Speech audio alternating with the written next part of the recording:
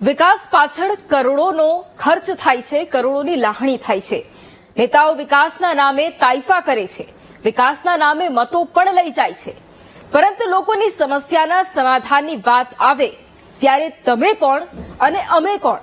આવું જ કંઈક ગીર સોમનાથ જિલ્લાના એક ગામના લોકો સાથે પણ નેતાઓએ કર્યું છે। ચૂંટણી સમયે મોટા મોટા વાયદા આપી મત તો લઈ ગયા, પરંતુ ચૂંટણી જીત્યા પછી તમે કોણ અને અમે કોણ જેવી સ્થિતિ પેદા થઈ અને આ કારણે લોકો જોખમી રીતે નદી પાર કરવા મજબૂર બન્યા છે। લોકોની આવી સ્થિતિ કેમ થઈ ગઈ છે તે પણ જોઈ લઈએ।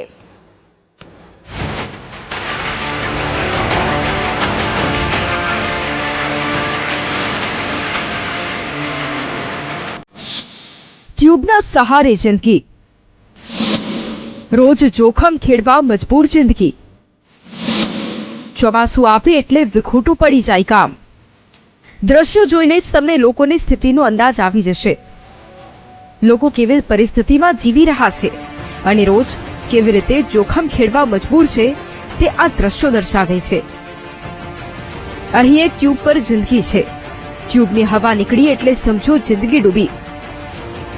અહીં 2-5 ઘરની વાત નથી, એક આખા ગામની વાત છે।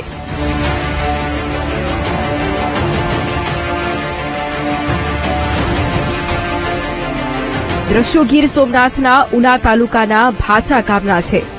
અહીં 1990માં વન વિભાગે નદી પર કોઝવે બનાવ્યો હતો, પરંતુ તે 5 વર્ષ પહેલા તૂટી ગયો।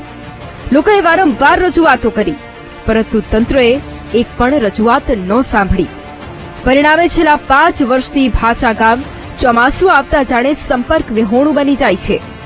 લોકોને રોજ નદી પાર કરવા માટે ટ્યુબનો સહારો લઈ જોખમ ખેડવું પડે છે। કેવી મુશ્કેલીઓ પડે છે તે પણ સાંભળો। અમારે પુલ તૂટી ગયો સાહેબ, તો 5 વર્ષથી પુલ તૂટી ગયો। શું તમને તકલીફ શું પડે છે? અત્યારે અમે ટ્યુબ ઉપર જાય છે, ટ્યુબ ઉપર આવી છે। 5 વર્ષથી અમે પુલ ની વાત જોઈ છે કે હું બનાવી દે, પોર બનાવી દે। 5 વર્ષ વહી ગયા પણ અમારે પુલ બન્યું નથી।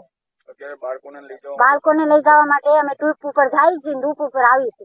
ભાચા ગામના લોકોને ઉના જવું હોય કે અન્ય ગામ તરી જવું હોય તો 2 થી 3 કિલોમીટર અવાવરું અને જંગલ વિસ્તારમાંથી ફરીને જવું પડે છે। આ વિસ્તારમાં સિંહ અને દીપડાનો વસવાટ પણ છે, જેથી ગામ લોકોને જંગલી પ્રાણીઓના હુમલાનો પણ ભય રહે છે। આ ગામને જોડતો એક રસ્તો હતો, ક્રોઝવે પુલ। એ સાઈડમાંથી ધોવાણ થતા ગામનો અને આ વિસ્તારનો સંપર્ક તૂટી ગયો છે। અત્યારે આ લોકોને ગામમાં જવું હોય તો ટ્યુબના મારફતથી અથવા તો બીજી એક બાવળમાંથી હાલતી કેડી ઉપરથી જવું પડે છે, જે જીવના જોખમે ત્યાં દીપડા સાવજની રાડ છે, તો નાના બાળકોને જવું બહુ પ્રોબ્લેમ રહેશે। કેટલા પરિવાર છે? અમારા આ કાંઠે કમસે કમ 30 મકાન છે અને 17 થી 18 ખેડૂતો છે। દર વખતે જયારે ઇલેક્શનનો ટાઈમ હોય, ચૂંટણી હોય, ત્યારે ઉમેદવારો આવી અને લોભામણી જાહેરાતો કરે છે કે તમે અમને મત આપશો તો અમે તમને અહીંયા પુલ બનાવી દઉં, જોડતો રસ્તો કરી દઈશું, પણ જીત્યા પછી આ વિસ્તારમાં કોઈ જોવા પણ આવતું નથી। સવાલ અહીં એ થાય છે કે કેમ ભાચા ગામના લોકોની રજૂઆત તંત્ર નથી સાંભળતું? ઉનાના ધારાસભ્યોને આ ગામના લોકોની સમસ્યા કેમ નથી દેખાતી? શું કોઈનો જીવ જવાની તંત્ર અને નેતાઓ રાહ જોઈ રહ્યા છે? કરોડોની ગ્રાન્ટ બાકડા લાવવાની જગ્યાએ પુલ બનાવવામાં કેમ નથી વાપરવા?